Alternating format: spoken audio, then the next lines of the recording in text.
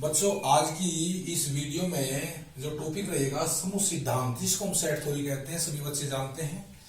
Competition पर आधारित क्वेश्चनों को बताएंगे। इसमें से एनडीए, एयरफोर्स और दूसरे कंपटीशन जो हैं उनमें भी इसमें से जो क्वेश्चन आते हैं। समूह सिद्धांत अर्थात समूह क्या होता है? वस्तुओं का सुपरिभाषित संग्रह समूह कहलाता है। समूह को यमकूलक कहते हैं। तो किस प्रकार से क्वेश्चन आते हैं इसमें से, जिस ऐसे हम लिख लेते हैं समूह ए बराबर 1 2 3, ये लिख लेते हैं। इसको कहते हैं हम परिमित समूह। ये परिमित समूह कहलाता है। और परिमित समूह को हम सीमित समूह भी कहते हैं। परिमित समूह को सीमित समूह कहते हैं और सीमित और परिमित समूह को ही सीमांत समूह कहते हैं, क्योंकि यहां पर सीमा का अंत हो जाता है। इसकी यहां पर अंतिम पद आ जाता है, मझला कोष्ठ बंद हो जाता है, तो इसको हम सीमांत समूह भी कहते हैं। अब इस सीमांत समूह के ऊपर आधारित क्वेश्चन किस प्रकार से आता है? समूह की कार्डिनल संख्या ज्ञात कीजिए। समूह ए बराबर 1 2 3 की कार्डिनल संख्या, कार्डिनल संख्या को हम कोटि कहते हैं।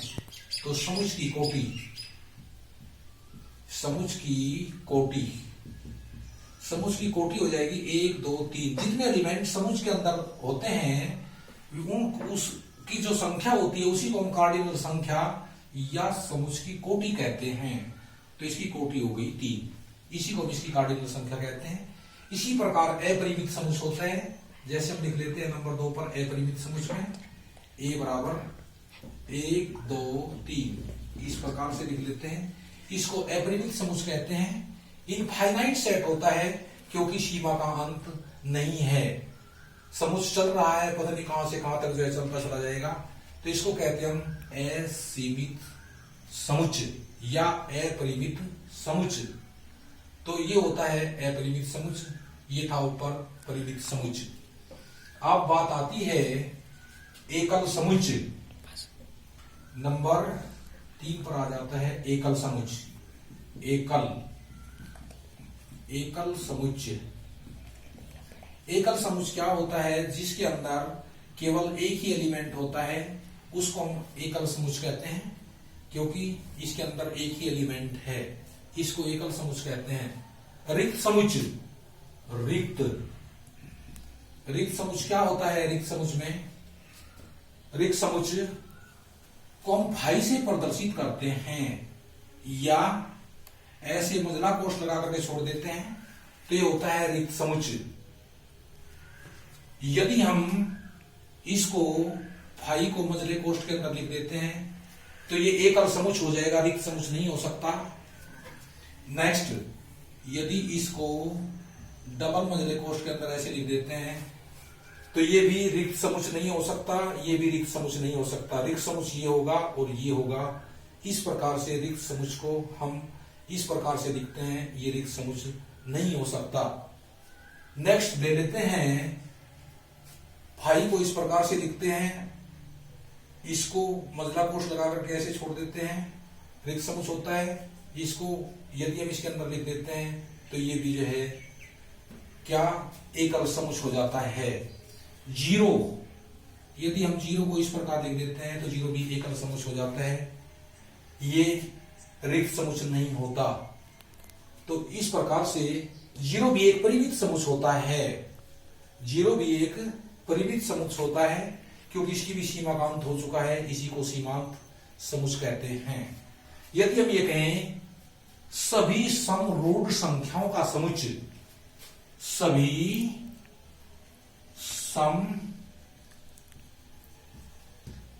संख्याओं का समूह, रूढ़ संख्याओं का समूह। रूढ़ संख्या क्या होती है?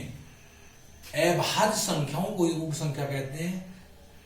अभाज्य संख्या जो सम है उसका समूह, इस प्रकार से लिख देते हैं हम, क्योंकि अभाज्य संख्या 2 से शुरू होती है।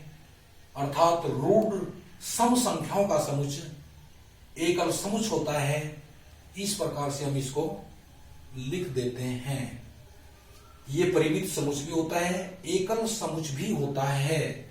एकल समूह भी कहते हैं और हम इसको परिमित समुच भी कहते हैं। समुच की जानकारी का होना बहुत जरूरी होता है। जैसे हम ये कहें कि x अक्ष के समांतर खींची गई रेखाओं का समुच्चय, ये अक्ष खींच लेते हैं हम, x डैश x हो गया, y डैश हो गया, ये o होगा। x अक्ष के समांतर खींची गई कितनी रेखाएं खींच सकते हैं x अक्ष के समांतर? तो इसका समुच्चय क्या होगा? एक इनफाइनाइट अर्थात अपरिमित समुच्चय कहलाएगा। इसी प्रकार y अक्ष के समांतर हम रेखाएं खींच देते हैं तो इसका भी समुच्चय अपरिमित समुच्चय कहलाएगा अर्थात इनफाइनाइट सेट। पता नहीं कितनी हम समांतर रेखाएं खींच सकते हैं इस प्रकार से, y अक्ष के समांतर भी, x अक्ष के समांतर भी। इस प्रकार से यदि हम ये कहें तीन बिंदु से होकर जाने वाले वृत्तों का समुच्चय, ये तीन बिंदु ले लेते हैं, इनसे होकर जाने वाले वृत्तों का समुच्चय एकल समुच्चय होगा, क्योंकि केवल एक ही वृत्त खींचा जा सकता है तो ये एकल समुच्चय होता है। इसको हम परिमित समुच्चय भी कहते हैं।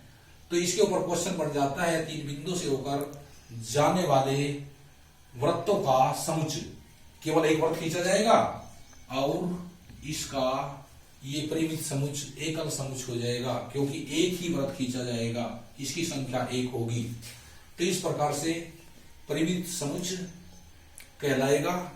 यदि ये कहें दो बिंदुओं से होकर जाने वाले वृत्तों का समुच्चय, दो बिंदुओं से, अब ये दो बिंदु हैं हमारे, इनसे होकर जाने वाले वृत्तों का समुच्चय, दो बिंदु, अब दो बिंदुओं से इनसे होकर जाने वाले वृत्तों का समुच्चय, इसका नंबर इस प्रकार से हम करके देख लेते हैं।